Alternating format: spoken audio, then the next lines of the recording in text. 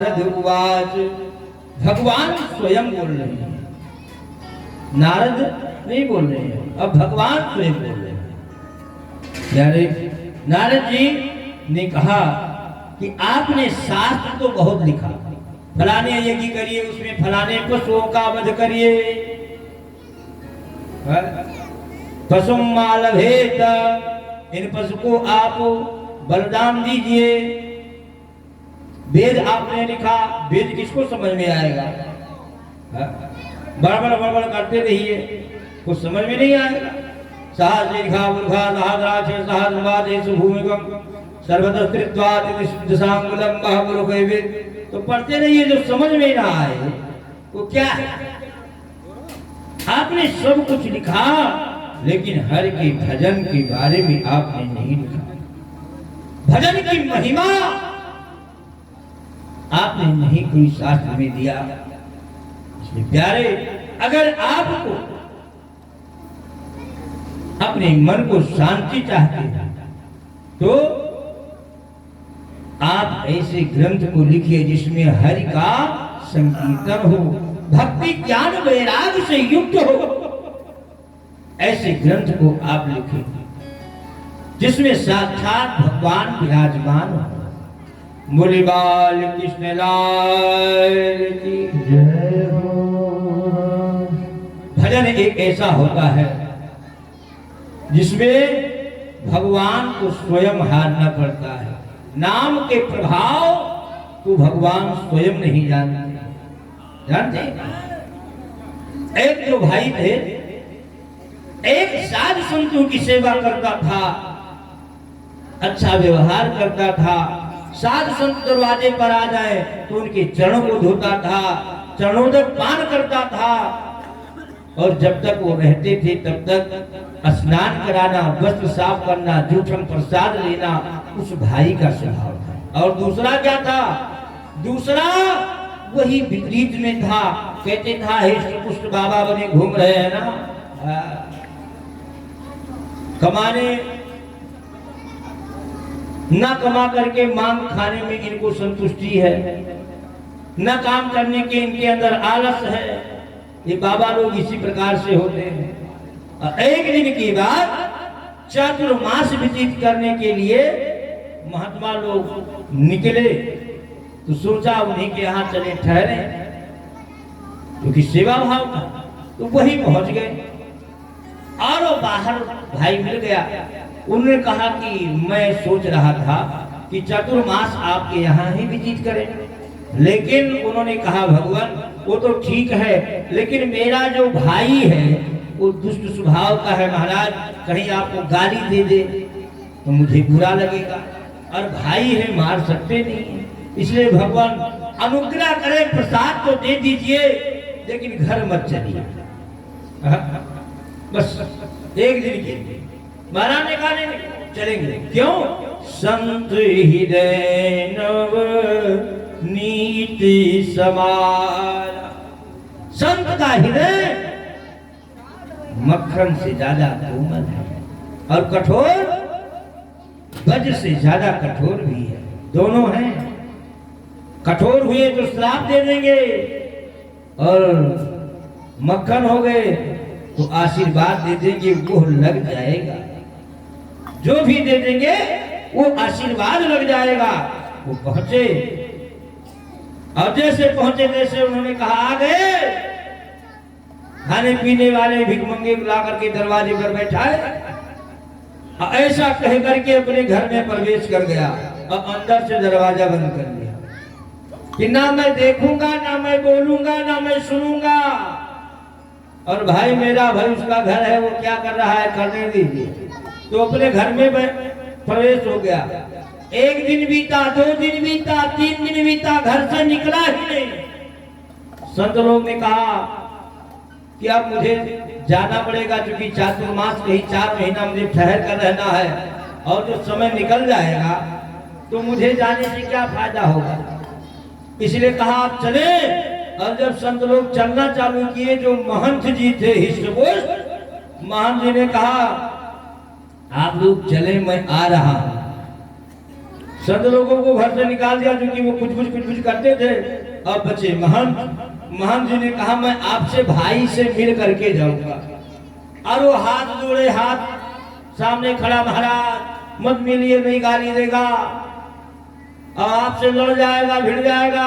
महाराज जी का कहा अगर वो लड़ रहा है तो लड़ने दीजिए, वो गाली दे रहा है गाली देने दीजिए, लेकिन उससे मिलकर मैं जाऊंगा। अब घर में शांति हो गई, कोई हल्ला नहीं। दरवाजे के सन्निकट में गुरुजी खड़े हैं। गुरुजी प्रतीक्षा कर रहे हैं कब मेरा चेला निकले। और जब उसको भान हुआ कि घर खाली हो गया, और जब घर खाली हुआ तो चेला राम निकले अंदर से, और जैसे दरवाजा खोला जैसे गुरुजी पकड़ कर गला उसका धर बैठे ऊपर से चढ़ लिए गुरुजी। अब गुरुजी चल लिए, वो कह रहा है महाराज छोड़ दो, मेरी क्या गलती है, न मैंने आपको कुछ कहा न मुझे कुछ कहिए आप। कहा कुछ नहीं, एक काम कर तू राम कह दे। राम तो कभी जीवन में राम कहा ही नहीं था, तो राम कैसे कहा। लेकिन जब भैया प्राण निकलने की बात आए तब तो राम कहना ही पड़ता है। गुरुजी चढ़ लिए सीने पर और गले को जैसे दबोचने की बात आई, बड़े जोर से चिल्लाया महाराज क्या कहना है। कहा नाम कहते। कहा महाराज राम राम राम। 3 बार राम कहवाया और कहलाने के बाद भी छोड़ दिया। कहा एक काम करना। कहा क्या। कहा इसका मोल भाव मत करना कभी। गुरुजी कहकर चले गए। अब इसकी जब मृत्यु हुई, यमराज लेकर यमपुरी में पहुंचे, तो धर्मराज न्याय करने के लिए वो जो डायरी खुलवाया तो जीवन पर्यंत पाप किया था, एक बार राम का 3 बार राम का नाम लिया था। तो सबसे पहले पूछा चित्रगुप्त से कितना है इसका धर्म कर। कहा महाराज 3 बार राम कहा है। यमराज दौड़कर चित्रगुप्त के मुख पर हाथ लगा दिए, यहाँ राम राम मत कहना। कहा क्यों। कहा यहाँ जितने हैं सब स्वर्ग चले जाएंगे, यमपुरी खाली हो जाएगी। अब ये खड़ा टुकुर टुकुर सुन रहा है। क्यों। गुरुजी ने बताया था कभी इसका मोल भाव मत करना। यमराज ने कहा एक बात बताइए, 3 बार राम कहा है आपने, इसका मोल भाव क्या होगा, कितने में। कहा महाराज मैं बेचूंगा नहीं। अब यमराज की गति हड़बड़ा गई कि अगर ये मोल भाव नहीं करेगा तो इसको कैसे, भाई क्या निर्णय होगा, तो इसका फल कितना होगा। तो यह पूछ रहा है यमराज से महाराज इसका फल कितना है। तो यमराज को पता ही नहीं। अब मन में हड़बड़ाहट हुई तो कहा कि चलिए भाई।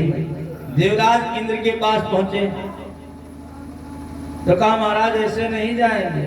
हाँ मैं पैदल नहीं जाऊंगा। तब कहा मुझे ले चलो। तो पालकी मंगाई गई। यमराज और चित्रगुप्त दोनों लगे यहां से।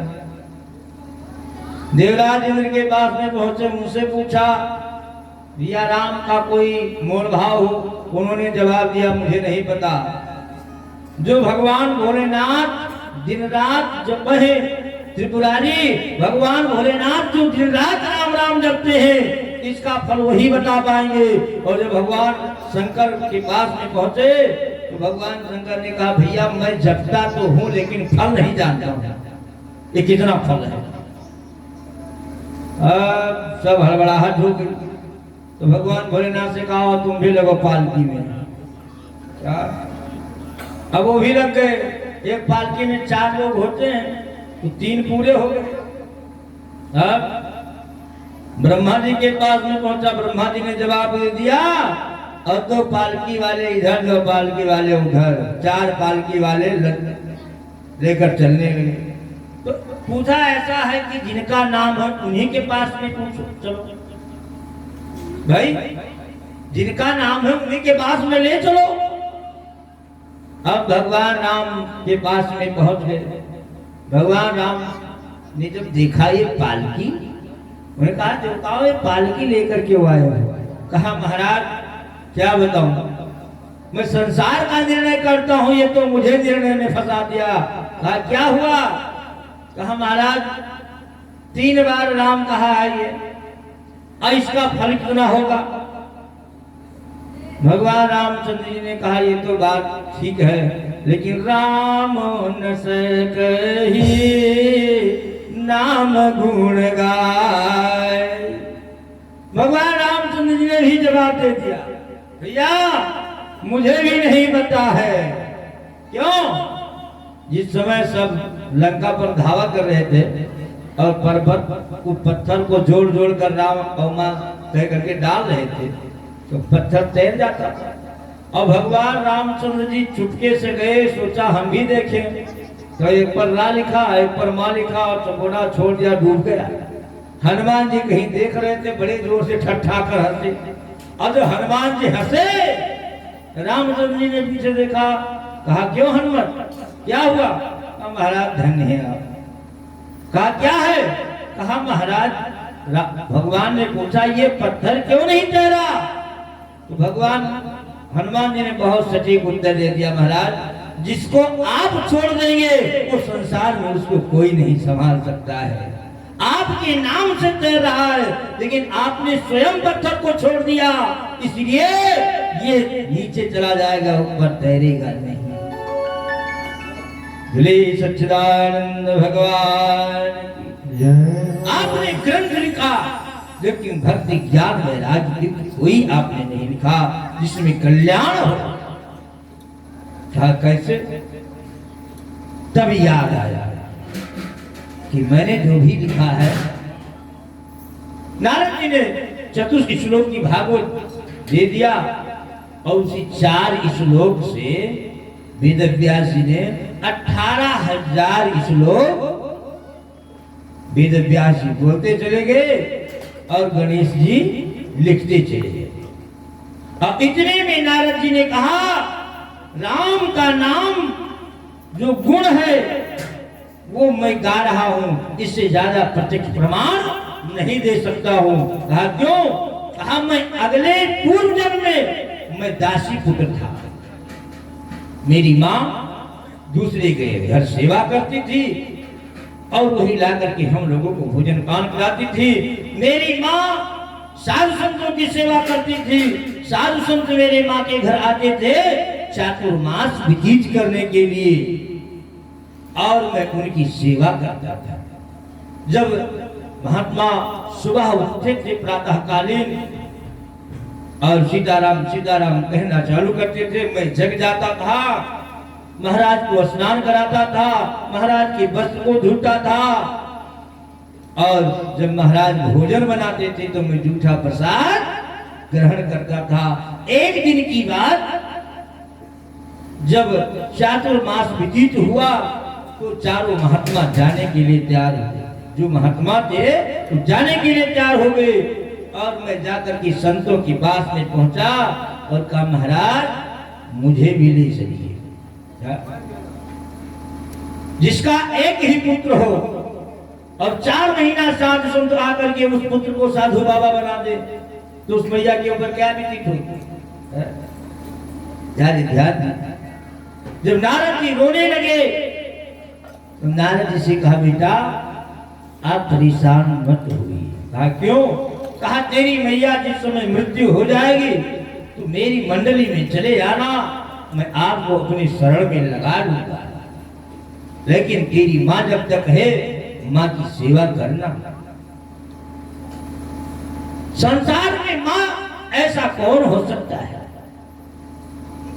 माँ तो बच्चों का लालन पालन करती है, इसलिए माँ को कष्ट दे करके, और अगर इस बच्चे को मैं ले जाता हूं तो संसार मेरे ऊपर थूकेगा कि संतों को शरण मत लेना, नहीं कहीं आपके संतान को बाबा बना देंगे।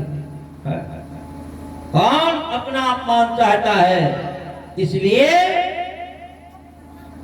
साधु महात्मा चले गए और नारद जी को मंत्र दे गए, श्रीमन नारायण नारायण नारायण।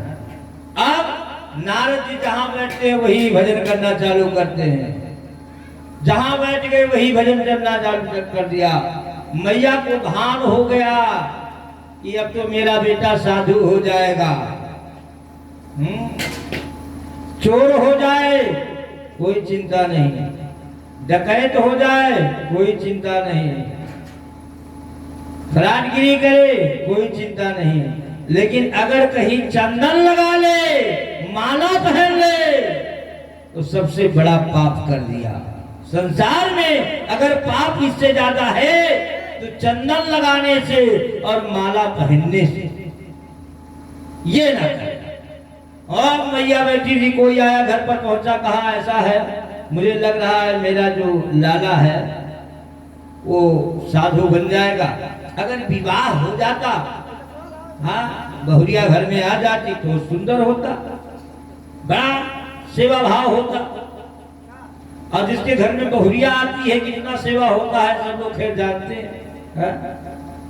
बोले सच्चिदानंद भगवान की जय। एक मैया बार बार भगवान के पास जा करके निवेदन करती थी, यही जहां भी जाए मंदिर में, हे भगवान हमारे जो छोटे वाले हैं उनका विवाह जल्दी करा दे। यही उनका एक मांग था, विवाह हो जाए। और किसी संत ने कहा, मां जा, मैं आशीर्वाद दिया, अगले वर्ष यज्ञ में आऊंगा तो तेरे घर बहू रहेगी। अगले वर्ष यज्ञ हुआ, आप बाबा जी का वरदान सफल हो गया। मैया पहुंची, महाराज सब कुछ आप हो। क्या सब कुछ आप हो? आपने आशीर्वाद दिया, मेरे घर में बहुत सुंदर बहुरिया आ गई है। कैसे है? कहा बिल्कुल चंद्रमुखी। क्या? चंद्रमुखी। इतना सेवा भाव करती है, जैसे सुबह होती है और मेरे पास पहुंच जाएगी, चरणों को पकड़ लेगी, मैया मैया कहेगी और फिर स्नान कराएगी, वस्त्र को धुलेगी, बड़ी सेवा भाव होती है। बाबा बड़े पसंद हुए, वाह मेरा आशीर्वाद तो सफल हो ही जाएगा और मैं भजन तो करता ही हूं। अब सीताराम की कृपा, दूसरे वर्ष में बाबा आ गए और बाबा ने पूछा बहुरिया कैसी है? कहा महाराज अब वो तो सूरजमुखी हो गई है। पहले क्या थी? चंद्रमुखी, अब सूरजमुखी। सूरजमुखी मतलब जानते नहीं जानते? जब सूर्य भगवान उधर से उदय हो और इधर से बहुरिया उदय हो, और जब दोनों साथ में उदय हो, उन्हीं का नाम सूरजमुखी। अच्छा, जो सूर्य भगवान के साथ में जागेंगे उनका हाल जानते हैं? पूरा दिन सूर्य जितने गर्म होते हैं उतना ही गर्म रहेंगे। जितने पानी मांग रहे तो चिंध हो जाते,